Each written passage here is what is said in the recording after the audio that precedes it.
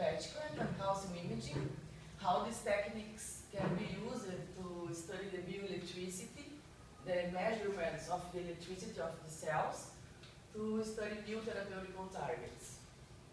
So a little bit of history from the electrophysiology to patch clamp.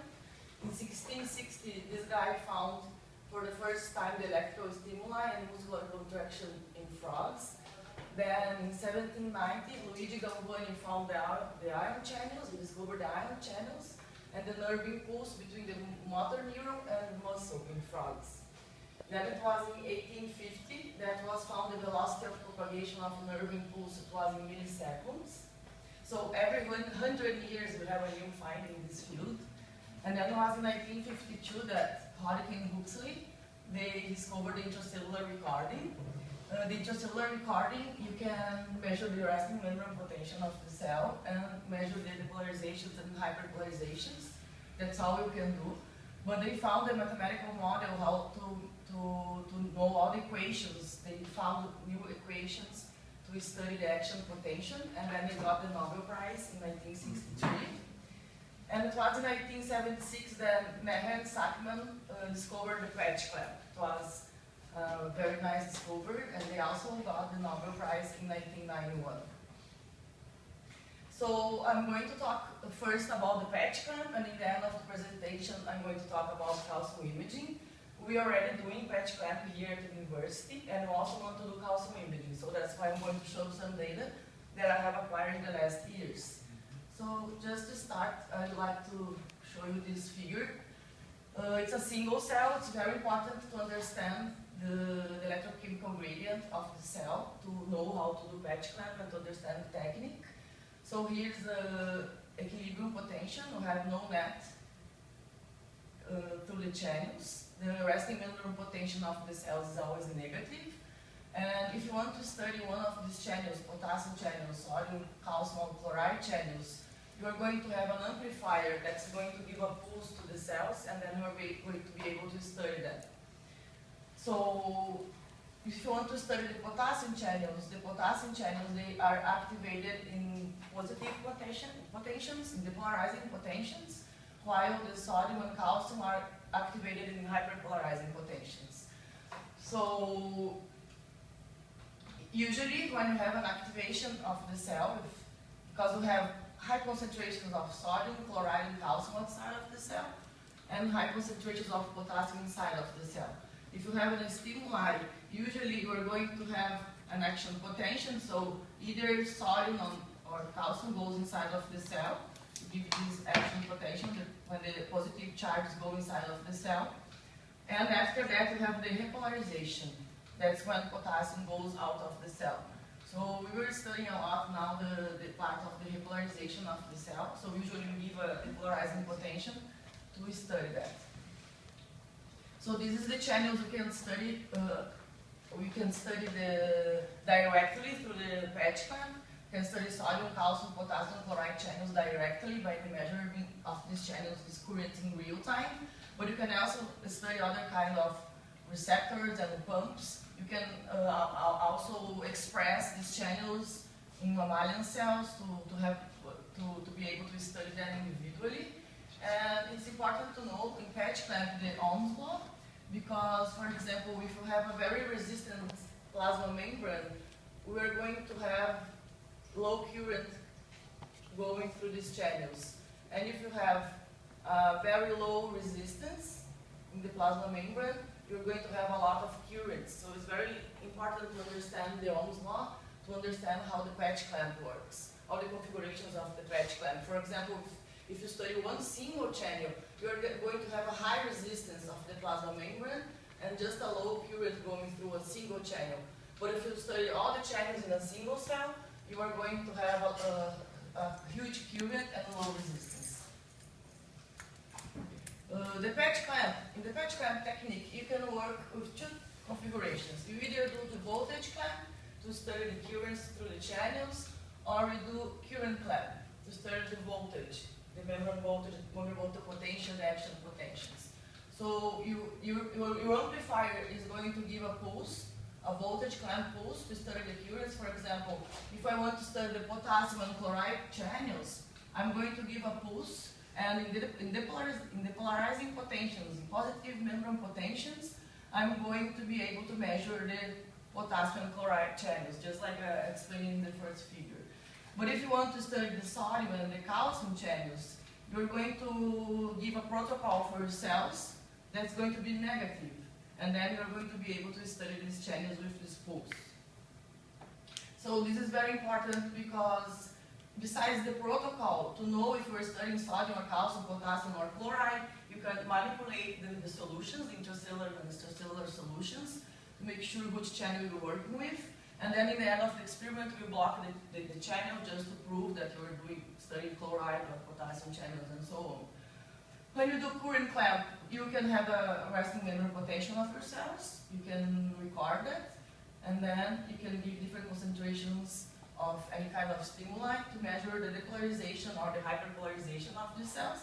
And also in the current clamp, you can study the action potentials. So this is the two main configurations you can use to study patch clamp.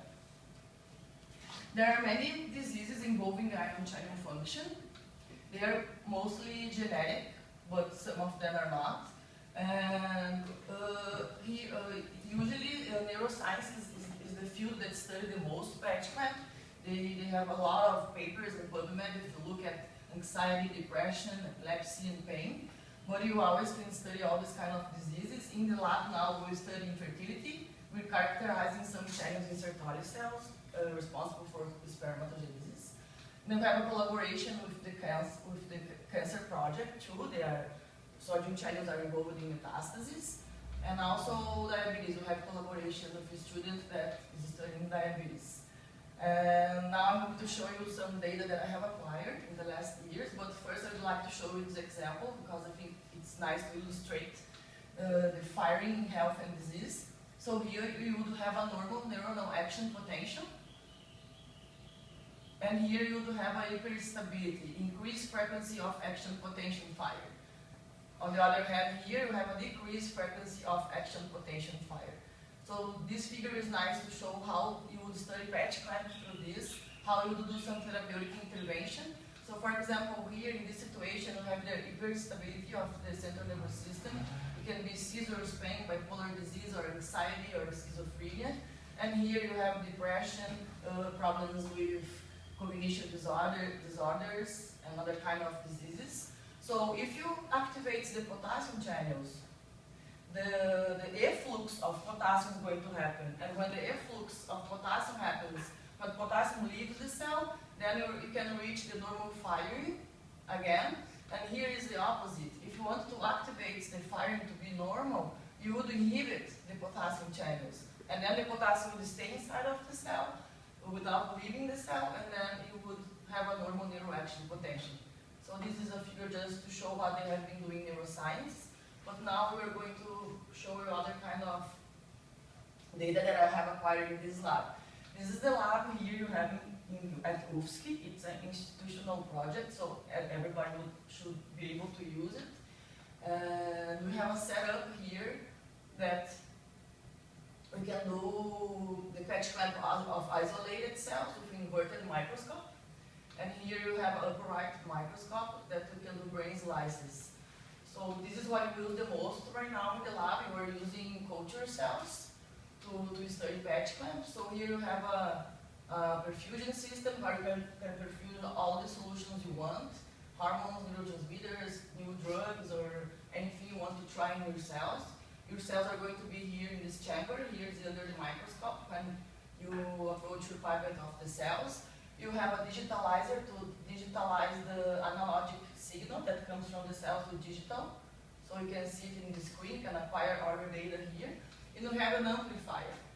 You have a preamplifier here to preamplify the signal, and then you have an amplifier to amplify the signal. So all the protocols you make to study potassium, sodium, or chloride channels, it comes the pulse from the amplifier to the cells, and then the recordings come the cells to the amplifier.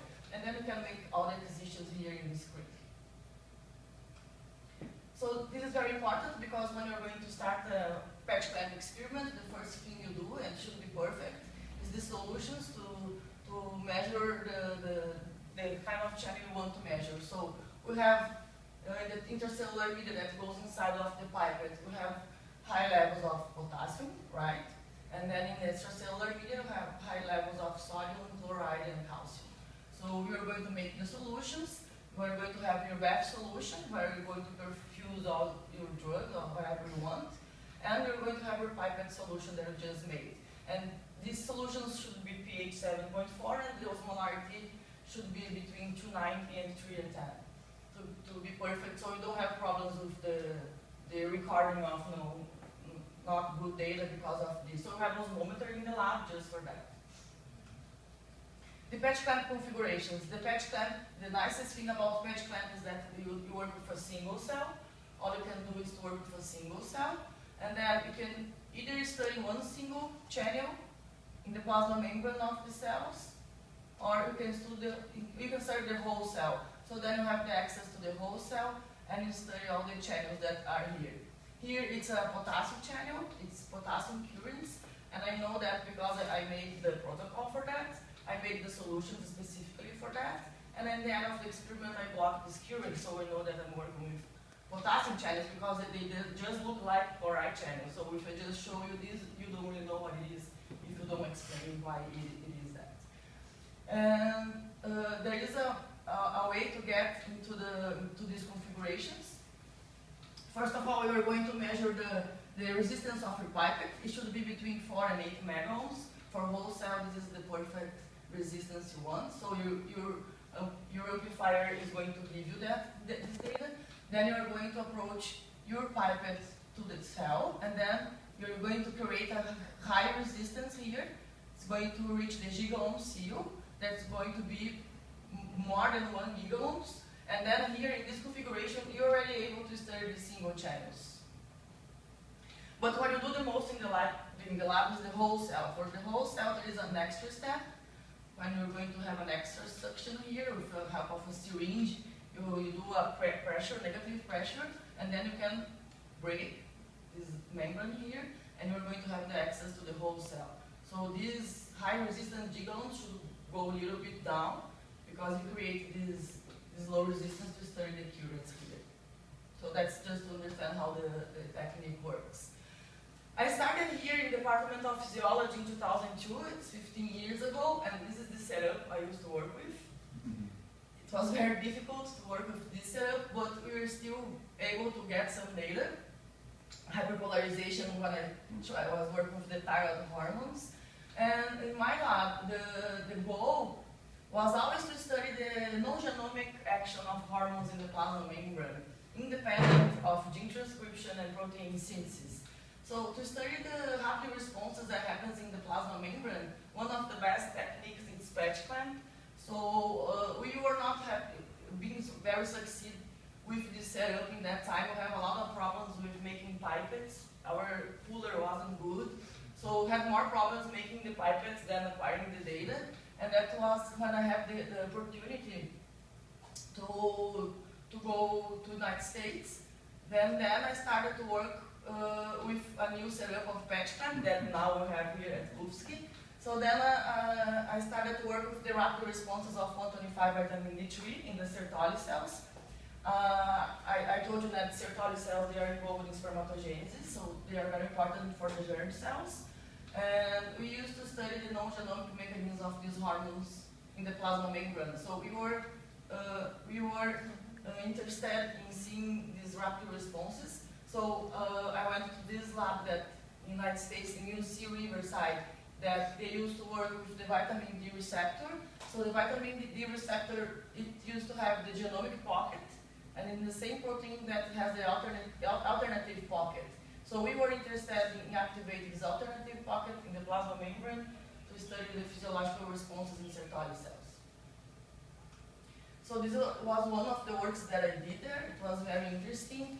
This is Professor Anthony Norman. In the 1970s, he was the one that discovered the active hormone of vitamin D, the 125 dihydroxy vitamin D3. I had the opportunity to work with him, and he always wanted to know what was happening in the plasma membrane. So he also discovered the receptor for this hormone as well in the 1970s. So he's very famous in the field. And then we used the chloride channels. We used the chloride channels as a tool to study reactive responses of vitamin D. So in that time, I had my control cells here, and in the presence of vitamin D, we activated the influx of chloride inside of the cell, and then in the end of the experiment, I blocked it with the IDS, which is a specific blocker for CLC3. So the mechanism, that was my PhD, the mechanism of action of 125D was to bind to the alternative pocket, activates PKC and PK8 phosphorylates chloride channels, the CLC3. These channels is involved in exocytosis. So we found with the studies of capacitance that could be happening here was the activation of secretory vesicles, important for spermatogenesis in Sertoli cells, and then this process of secretion here, that's one of the work we did. And also, since he was very interested in understanding the mechanism of action of the disruptive response in the plasma membrane, we would have some mutants. They would make in the lab some mutants that would be only the alternative pocket without the genomic pocket. And then I used an agonist for vitamin D that was only binding to the non-genomic pocket. It wouldn't bind the genomic pocket. So here it was very interesting to show that we actually have, for sure, alternative pocket in the plasma membrane or somewhere close to the plasma membrane that would be activated in this time. So this was my PhD. Then I came back to Brazil. Then I went back to the United States to do patch clamping calcium imaging, but I will show you the data of calcium imaging in the end of presentation. So now I'm going to show you what I have done these 2 last years at UFSC when you have all this beautiful setup here. Thanks, Sergi. We started working with voltage-gated potassium channels. The voltage-gated potassium channels, they are very important for new therapeutical targets. Tremendous opportunities for new drugs to treat cancer, autoimmune disease, metabolic, neurological and cardiovascular disorders. We have many types of these channels. But when once I came back here, I took back my project with Sertoli cells, and I tried the 125D in the potassium channels, and the 125D stimulated the efflux of potassium channels that was blocked with tetraethylammonium, which is a broad spectrum blocker for these channels. And then many projects was going on in the lab, and I started to try all the agonists they would have to increase the impact of the journals and to have more interesting data in the lab. So one of the students was working with the reverse T3, the thyroid hormones we know that are very important for metabolism and temperature and everything in the organism. But the reverse T3, it's actually known as to be an inert hormone or inactive hormone. And in the literature, there is almost nothing about reverse T3. So there is one lab that showed the rapid effect of reverse T3 in the plasma membrane of hippocampus, some cells in the hippocampus. And then we showed in Sertoli cells. These students showed actually that T3 would be activated in flux of calcium, the radioactivity calcium 45. It would activate in 1 minute the calcium influx. And then I was able to show it in less than 1 minute, or almost 1 minute, the effect of RT3 in the plasma membrane. This hormone activated very quick the efflux of potassium from the Sertoli cells. Then we used to wash out the hormone because we have this nice perfusion system. I think it's very important when you wash what you have put in the perfusion system just to prove that was this for you. And then in the end of the experiment, we would block these channels with TEA. So another collaboration that I was doing with Carla Tasca in the Department of Biochemistry was that I was working with HEC293 cells. She asked me to try some agonists in these cells that she was interested in, and I tried for her, but in the meantime, I took the advantage that these cells, they were expressing and they were enriched in BK channels. Through molecular biology, they just put the BK channels in the cells, the HEC cells. The BK channels is the calcium-dependent potassium channels. So these channels were rich in BK channels, and I took my T3 that I tried in Sertoli cells. It was amazing. In less than 1 minute, this molecule activated the BK channels. So we have no idea where the molecule is binding, but it was so fast that we can think that some of these channels are involved in the mechanism of action of RT3. Then we wash out the hormone and we block it with the specific blocker for potassium channels. After that, we were doing another collaboration with Professor Ariane Zamoner. She has students working with the cholinergic receptors, and this was very interesting because this molecule is very potent. So besides I showed the efflux of potassium from the Sertoli cells, I also showed that depolarization caused by ATP. So depolarization would come first, and then the efflux of potassium. Here I have the depolarization. It's another configuration I can do in PetClam. So I have the resting membrane potential of the cell around minus 50 millivolts. When I added the ATP, I had a huge depolarization caused by ATP, and then I washed the cells. And what happened after the depolarization? We have the efflux of potassium of the cell. So this was very nice data because it's not easy to get this kind of data. The molecule has to be very potent, so you can record this kind of data. But the molecule is so potent that I was able to record this, and then after that I was able to record the exit of potassium from the cells. This was a very nice experiment that I did. Was in the very beginning when we were setting up the lab. When I was starting with the lab, I didn't really have the cells to work with. So I started asking for my neighbors in the lab if they have some culture of some cells. And ended up to getting some mesenchymal stem cells from human placenta. Very interesting cells because I was able to do many things to set up my PetClam